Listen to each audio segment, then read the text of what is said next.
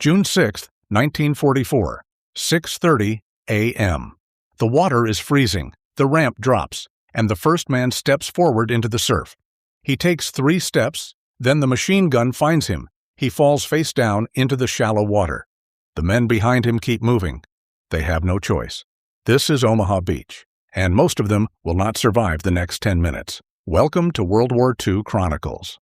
If you want to hear the stories they don't teach in school, the real ones, the bloody ones, subscribe now. Because what happened on this beach changed the world. And it cost more than you can imagine. The plan was simple on paper. Land 5 divisions on the coast of Normandy, secure the beach, push inland, break the Atlantic Wall, win the war. But plans written in London do not survive contact with German machine guns.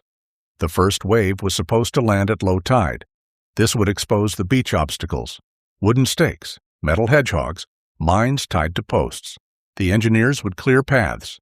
The infantry would follow. Then the tanks would roll in. That was the theory. But the Navy dropped many of the landing crafts too far out.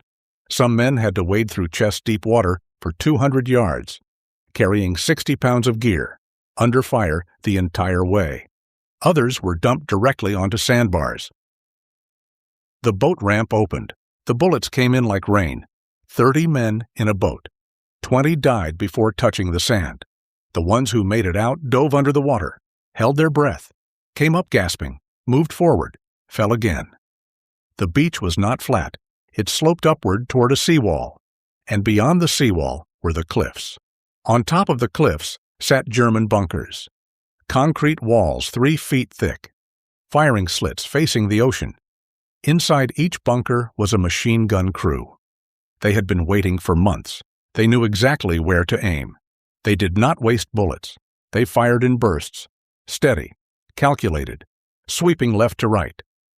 Every burst killed 2 or 3 men. The guns were arranged to create overlapping fields of fire. There was no safe spot on that beach, nowhere to hide. The only cover was the bodies of the dead, and men used them. They crouched behind their friends, waited for a pause in the fire, then sprinted 10 yards forward. Some made it. Most did not. If you want to understand what courage looks like, subscribe to World War II Chronicles. Because these men walked into hell, and they did not run back. Explosions tore through the sand. Artillery shells, mortar rounds. The Germans had pre-registered every inch of the beach. They did not need to see you to hit you. They just fired at coordinates. The shells landed in clusters. When one exploded, it threw up a fountain of sand and seawater. Men nearby were shredded by shrapnel. Others were buried alive. The ones who survived the blast were deafened, disoriented. Blood poured from their ears. They could not hear the orders being shouted. They could not hear the screams. Some just sat down in the sand, staring at nothing, waiting to die. Medics tried to reach the wounded, but the Germans shot medics too. Red Cross on the helmet did not matter. A target is a target. So the medics learned quickly. They took off the markings. They crawled like everyone else. They did what they could. But there was too much blood, too many wounds, not enough hands, not enough time. A man with his leg blown off would bleed out in minutes. You could tie a tourniquet, give him morphine, but then you had to move on. There were 50 more just like him. And only one of you, the ones who reached the seawall, pressed their backs against the concrete. Finally, a moment of cover, a chance to breathe. But they were pinned. The bunkers above them were still firing. The machine guns could not angle down enough to hit them here. But they could not move forward either. Barbed wire blocked the exits. Mines were buried in the sand, and the Germans were throwing grenades down from the top of the wall. Small black objects tumbling through the air. Men shouted, "Grenade!" Everyone scattered. The explosion was sharp, loud. It left ringing in your ears. If you were close, it killed you. If you were far, it left you bleeding. Shrapnel in the legs, in the arms, in the face. Bangalore torpedoes were supposed to clear the wire, long tubes filled with explosives.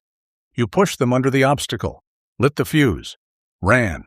The explosion blew a gap, but only if the fuse worked, only if you placed it right, only if you did not get shot while setting it up.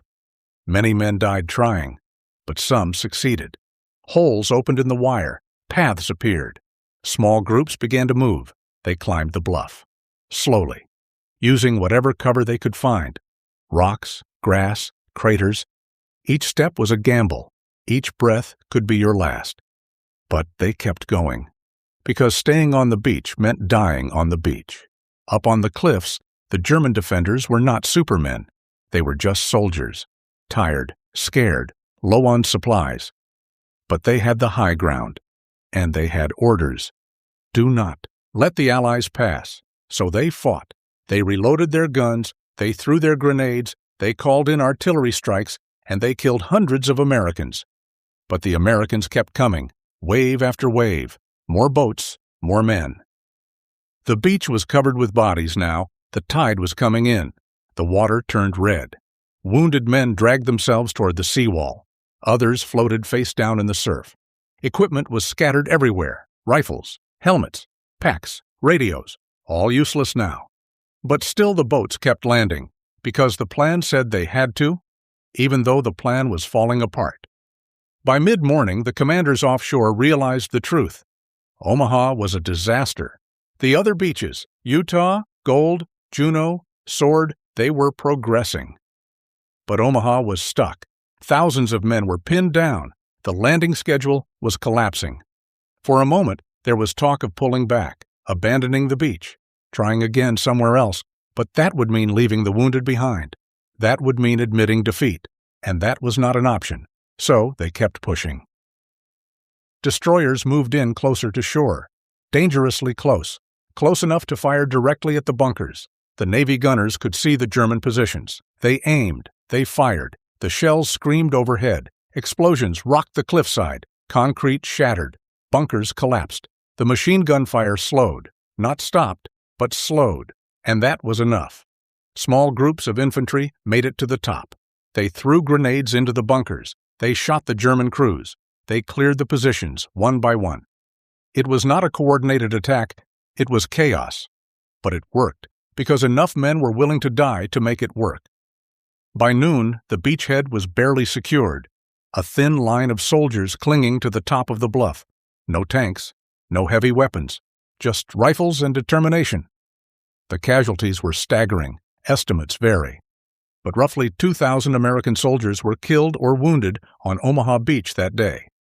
In some units, the loss rate was over 90%. Entire companies were wiped out. Lieutenants died leading charges. Sergeants died rallying their men. Privates died doing what they were told. Subscribe to World War II Chronicles, because the men who stormed this beach deserve to be remembered, not as heroes in a movie, but as real people, who were terrified and did it anyway. The ones who survived did not talk about it much. They came home, they went back to work, they raised families, but they carried it with them. The sound of the bullets hitting the water, the smell of the smoke and the blood, the faces of the friends who did not make it off the boat.